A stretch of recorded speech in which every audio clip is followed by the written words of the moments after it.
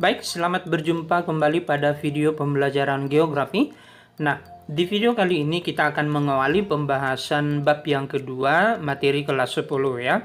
Di mana topik yang akan kita bahas di bab yang kedua ini adalah pengetahuan dasar pemetaan atau peta, kemudian penginderaan jauh, dan sistem informasi geografi.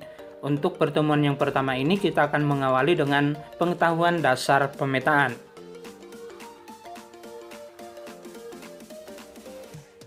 Nah, pada pertemuan pertama di bab yang kedua ini, materi yang akan kita bahas adalah pengertian, jenis, dan fungsi peta. Pengertian peta, jenis peta, dan fungsi dari peta. Sebelum kita masuk ke materi, saya ingin mengingatkan bahwa target atau tujuan pembelajaran yang hendak kita capai selama mempelajari materi di bagian 1 ini, yaitu diharapkan siswa mampu menjelaskan pengertian peta serta menganalisis jenis peta dan penggunaannya.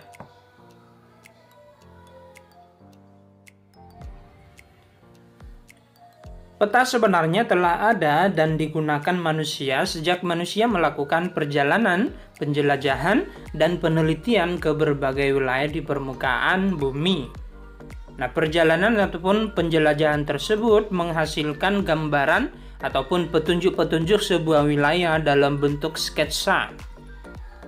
Peta tertua yang pernah ditemukan dibuat 4000 tahun yang lalu di Babylon kuno.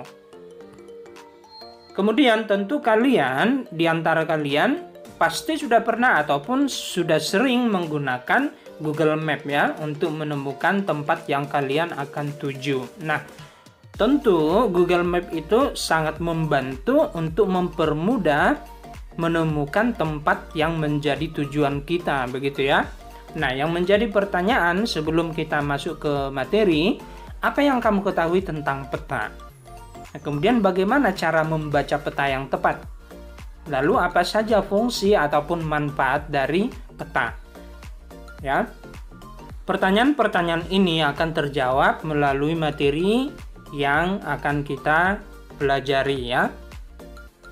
Kita awali pengertian peta, di mana secara umum peta bisa kita artikan gambaran dari sebagian atau seluruh permukaan bumi pada bidang datar dengan menggunakan skala tertentu.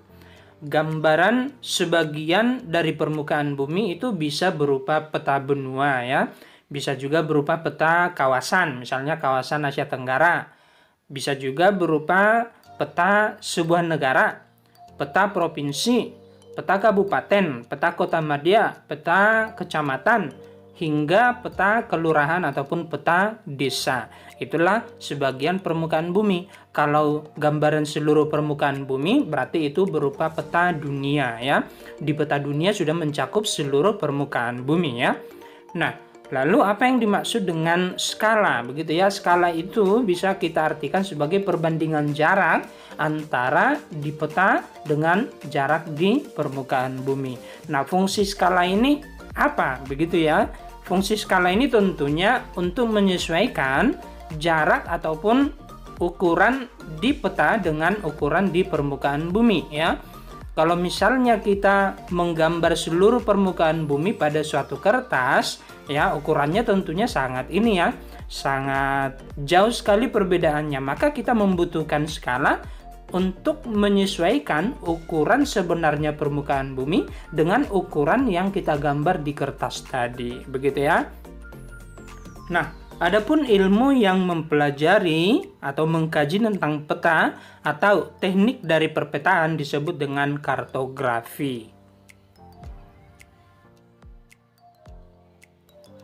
Nah, secara umum ada 3 hal penting yang terkait dengan pembuatan peta. Yang pertama, ada pemilihan fenomena muka bumi atau objek-objek di permukaan bumi yang tentu dianggap penting sesuai dengan tema dan judul peta. Misalnya, kita memilih lokasi dan jenis barang tambang di Indonesia. Maka tema dan judul petanya adalah persebaran barang tambang di Indonesia. kita harus pilih salah satu temanya, begitu ya. Karena setiap peta memiliki tema dan judul peta yang berbeda-beda ya, sesuai dengan isi peta tersebut. Lalu yang kedua, ada proses pemindahan bentuk muka bumi dalam bidang datar dengan menggunakan sistem proyeksi ya. Sistem proyeksi maksudnya pemindahan dari bidang lengkung ke bidang datar ya. Kita tahu bahwa bumi yang sebenarnya berbentuk bulat begitu ya, digambarkan dalam bentuk globe begitu ya. Maka sistem proyeksi maksudnya pemindahan dari permukaan bumi, gambar permukaan bumi dari globe ke bidang datar, bisa ke kertas, bisa ke papan, bisa ke dinding, bisa ke bidang datar yang lain ya. Lalu yang ketiga, ada proses pengecilan ukuran muka bumi yang sebenarnya dengan menggunakan skala ya. Seperti yang saya sudah jelaskan tadi, skala ini berfungsi untuk menyesuaikan ukuran sebenarnya di permukaan bumi dengan ukuran yang kita gambarkan di kertas tadi ataupun di peta tadi ya. Baik, selanjutnya adalah jenis atau klasifikasi peta, di mana yang pertama, klasifikasi menurut isi atau data informasi yang dikandung oleh peta. Jadi menurut isinya, peta dibedakan menjadi peta umum dan peta khusus ya. Di mana peta umum adalah peta yang menggambarkan segala sesuatu di permukaan bumi secara umum. Atau bisa juga kita artikan bahwa peta umum adalah peta yang menggambarkan beberapa jenis data ya. Peta yang mengandung beberapa jenis data. Nah, peta umum ini terdiri dari peta korografi dan peta topografi. Peta korografi adalah peta yang menampilkan permukaan bumi baik seluruh maupun sebagian permukaan bumi secara umum ya. Artinya permukaan bumi digambarkan hanya secara umum, tidak spesifik ya. Nah, contohnya bisa kita amati pada gambar di sebelah kiri, di mana pada gambar peta ini kita hanya bisa membedakan yang mana daratan dan yang mana lautan ya. Karakteristik masing-masing daratan kita tidak bisa lihat karena tidak ada penjelasan di sini. Permukaan buminya hanya digambarkan secara umum ya. Inilah contoh peta korografi. Peta-peta yang ada di atlas ya, itu secara umum adalah peta korografi ya. Selanjutnya adalah peta topografi. Peta topografi bisa kita artikan sebagai peta yang menampilkan relief atau kemiringan atau bentuk permukaan bumi ya. Kita bisa lihat contohnya, ini merupakan peta Pulau Kalimantan yang dibedakan atas ketinggiannya ya. Ada di sini warna hijau, warna kuning dan warna coklat ya. Warna hijau diawali dari ketinggian 0 meter. Kemudian warna kuning diawali dengan 500 meter, warna coklat diawali dengan 1000 meter gitu ya. Artinya di peta ini kita bisa lihat yang mana yang lebih tinggi dan yang mana yang lebih rendah. Kemiringannya ke arah mana kita bisa lihat juga. Nah, adapun peta khusus atau disebut juga dengan peta tematik adalah peta yang hanya mengandung satu jenis informasi atau satu jenis data saja ya. Contohnya adalah peta distribusi curah hujan Kota Medan. Nah, artinya di peta itu hanya informasi tentang jumlah curah hujan di setiap daerah saja. Ya, informasi-informasi yang lain tidak dicantumkan pada peta ya. Lalu contoh kedua, peta persebaran fauna di Indonesia. Nah, di peta persebaran fauna di Indonesia hanya informasi tentang hewan-hewan, lokasinya, jenis hewannya yang ditampilkan di peta ya. Informasi yang lain tidak ditampilkan ya. Contoh yang lain adalah peta persebaran barang tambang di Indonesia. Sama juga, hanya informasi tentang barang tambang. Peta persebaran jenis tanah berarti hanya informasi tentang jenis-jenis tanah di setiap daerah. Peta jalur pelayaran di Indonesia, peta persebaran gunung api di Indonesia, peta administrasi, dan lain-lain ya. Nah, inilah contoh-contoh atau beberapa contoh dari peta tematik atau peta khusus. Nah, ini merupakan contoh peta tematik, lebih tepatnya peta administrasi Kecamatan Sokaraja ya. Jadi yang ditampilkan hanya administrasi atau batas-batas wilayah antara desa yang satu dengan desa yang lain yang ada di Kecamatan Sokaraja ya. Lalu peta tipe pola hujan di Indonesia ya. Nah, di peta ini kita bisa lihat daerah-daerah yang menjadi tipe monsun ya, daerah yang menjadi tipe ekuatorial ya. Artinya curah hujan yang dipengaruhi oleh lintang tropis ya. Kemudian ada juga hujan yang sifatnya lokal ya. Jadi di peta ini informasi yang ditampilkan hanya tipe pola hujan yang ada di Indonesia. Tidak ada informasi yang lain, begitu ya. Kemudian persebaran gunung api di Indonesia ya. Ini juga contoh peta tematik ya. Lalu peta jalur pelayaran, contoh peta tematik. Kemudian jenis peta menurut skalanya. Secara umum dibagi menjadi 5 ya. Yang pertama peta skala kadaster, yaitu peta dengan skala antara 1:100 sampai 1:5000. Peta skala kadaster ini biasanya berupa peta tanah atau sertifikat tanah. Jika kalian cek sertifikat tanah rumah kalian masing-masing, biasanya skalanya pasti antara 1:100 sampai 1:5000 ya. Diklasifikasikan sebagai peta skala kadaster ya. Lalu selanjutnya adalah peta skala besar, yaitu peta yang memiliki skala antara lebih kecil dari 1:5000 lah ya.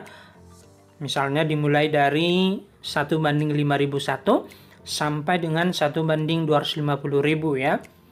Berupa peta desa ataupun peta kelurahan, karena wilayahnya masih relatif sempit ya.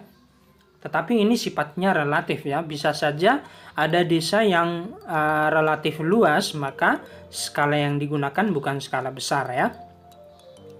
Selanjutnya adalah skala sedang, yaitu peta yang memiliki skala antara 1:250.001 sampai 1:500.000 ya. Lebih kecil dari 1:250.000 tadi ya. Nah, mengapa saya katakan lebih kecil? Karena 1:250.000 atau 1/250.000 lebih besar daripada 1/250.001 kan? Begitu ya. Nah, peta skala sedang ini bisa berupa peta kecamatan yang lebih luas ya. Selanjutnya adalah peta skala kecil, yaitu peta yang memiliki skala antara lebih kecil dari 1:500.000, yaitu dimulai dari 1:500.001 sampai dengan 1:1 juta. Bisa kita gunakan kalau di Indonesia ketika menggambarkan peta kabupaten, peta kota madya, biasanya yang digunakan adalah peta skala kecil ya. Yang terakhir adalah peta skala geografis atau peta skala tinjau ya, yaitu peta yang memiliki skala lebih kecil dari 1:1 juta. Misalnya 1:1.100.000, 1:1.500.000, 1:2 juta, 1:5 juta, 1:10 juta, dan lebih kecil lagi, begitu ya. Nah, biasanya peta skala geografis ini bisa terdapat pada peta-peta provinsi di Indonesia. Peta negara Indonesia sudah pasti menggunakan peta skala geografis ya. Peta benua, peta kawasan ya. Peta dunia sudah pasti menggunakan peta skala geografis ya, karena wilayahnya sudah relatif luas. Demikian jenis peta menurut skalanya.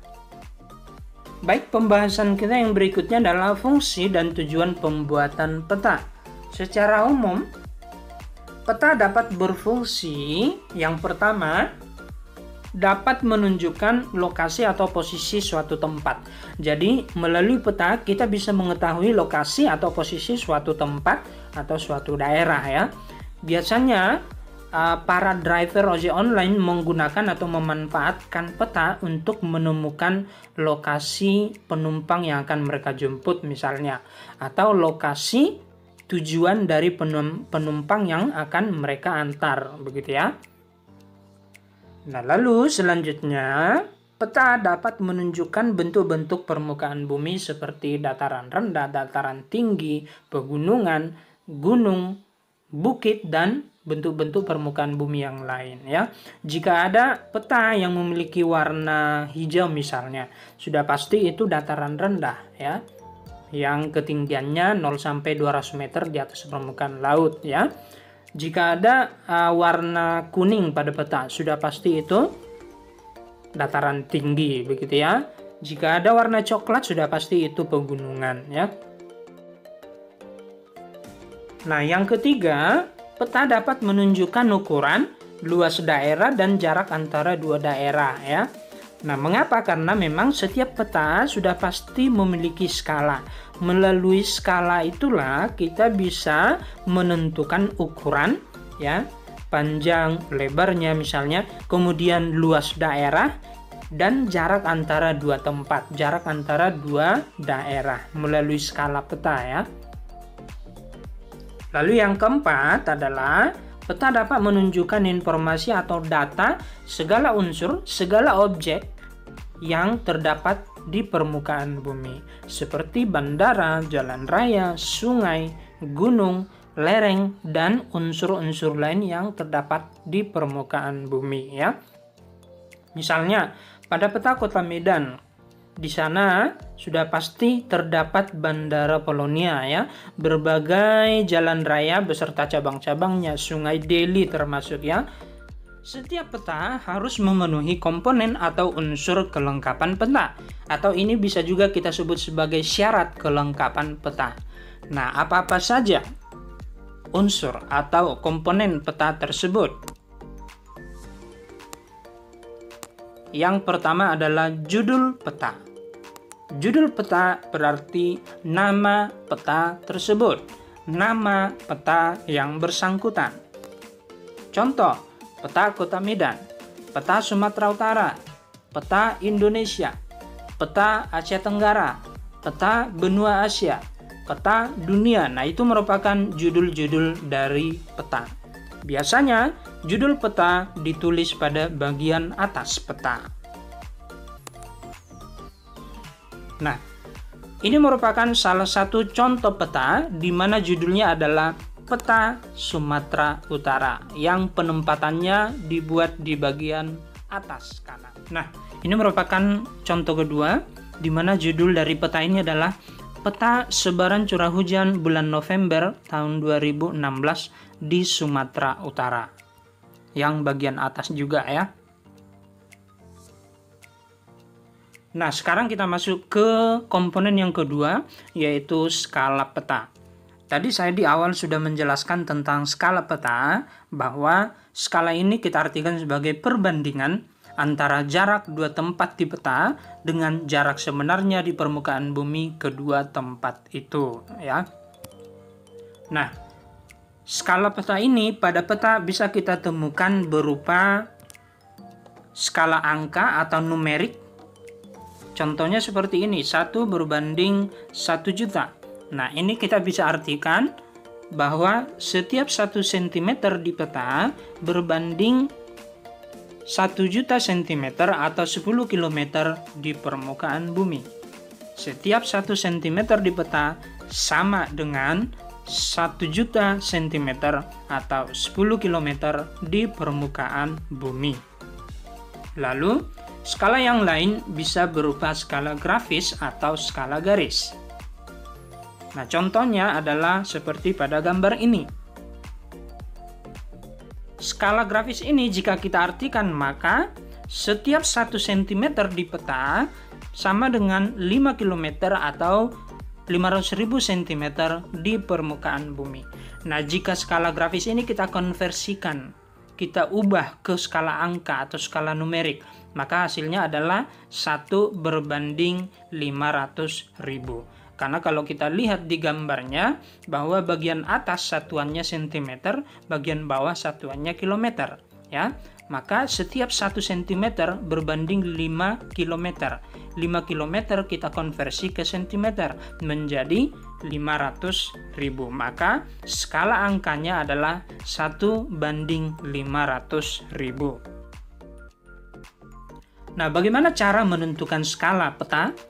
Kita bisa menggunakan rumus berikut ini, di mana skala sama dengan jarak dua tempat di peta dibagi jarak kedua tempat itu di permukaan bumi. Jadi formulanya atau persamaannya nanti jarak dua tempat di peta berbanding jarak kedua tempat itu di permukaan bumi, ya. Nah, dari rumus ini kita bisa hasilkan persamaan yang lain, yaitu jarak dua tempat di permukaan bumi sama dengan jarak kedua tempat itu di peta dibagi dengan skala. Nah, ini bisa kita gunakan apabila terdapat soal di mana skalanya diketahui, jarak pada peta diketahui, tetapi jarak sebenarnya tidak diketahui. Maka kita bisa menggunakan rumus ini, ya. Lebih jelasnya kita masuk ke soal. Contoh nomor 1. Di peta, jarak dua kota 5 cm. Jika jarak kedua kota atau jarak sebenarnya maksudnya, ya. Jika jarak sebenarnya kedua kota itu 150 km, berapakah skala peta yang digunakan? Maka tadi rumusnya adalah skala sama dengan jarak kedua kota di peta dibagi atau dibandingkan dengan jarak kedua kota di permukaan bumi. Maka hasilnya seperti ini. Ya. Berarti 5 cm berbanding atau dibagi dengan 150 km. 5 cm dibagi, nah kita konversi, kita ubah satuannya dari kilometer menjadi cm. Ya, dengan cara bagaimana? Dengan cara mengkalikan 100.000, ya. Berarti 150 km sama itu dengan 15 juta cm. Nah, cm-nya kita coret, ya. Bagian atas cm dengan bagian bawah, maka hilang cm-nya. Lalu sama-sama kita bagi 5, ya, berarti 1 berbanding 3 juta. Nah, inilah hasilnya, ya. Lalu kita ke contoh kedua. Soalnya seperti ini. Suatu bandara tergambar di peta dengan panjang 6 cm. Artinya bandara itu panjangnya 6 cm di peta. Adapun skala peta itu adalah 1/200.000. Tentukanlah panjang sebenarnya bandara itu. Nah, ini skalanya diketahui, jarak pada peta diketahui, tapi jarak sebenarnya atau panjang sebenarnya bandara itu tidak diketahui alias ditanyakan, ya kan? Nah, maka rumusnya tadi jarak sebenarnya sama dengan jarak pada peta dibagi dengan skala, ya kan? Maka hasilnya seperti ini. Ya, kembali saya ulangi, panjang bandara itu sebenarnya sama dengan panjang bandara di peta dibagi dengan skala. Maka kita masukkan angkanya, ya. Panjang bandara di peta tadi 6 cm dibagi dengan skala, yaitu 1/200.000. Nah, supaya kita bisa mengkalikan dengan silang, maka 6 cm-nya kita bagi 1 dulu, ya. Maka hasilnya adalah 6 cm per 1 dibagi dengan 1/200.000. Maka kita kali silang. 6 cm kita kalikan dengan 200.000, lalu 1 kita kalikan juga dengan 1 yang di bawahnya. Nah, maka hasilnya adalah 1.200.000 cm, ya. Sentimeternya dari mana? Dari 6 cm tadi satuannya, ya. Jika kita ingin mengubah ke kilometer, maka hasilnya adalah 12 km. Nah, itu cara untuk menentukan jarak sebenarnya jika skala diketahui dan panjang pada peta diketahui, ya.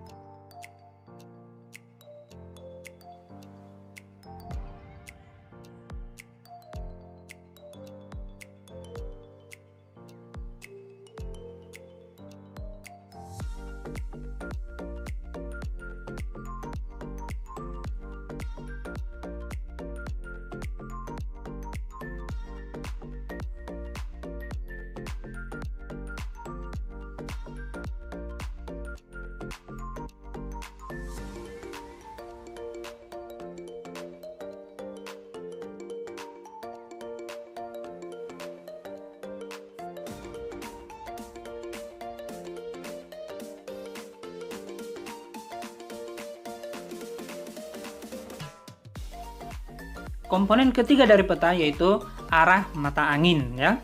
Nah, arah mata angin secara umum berfungsi sebagai petunjuk arah utara, timur, selatan, barat, termasuk juga arah-arah yang lain ya.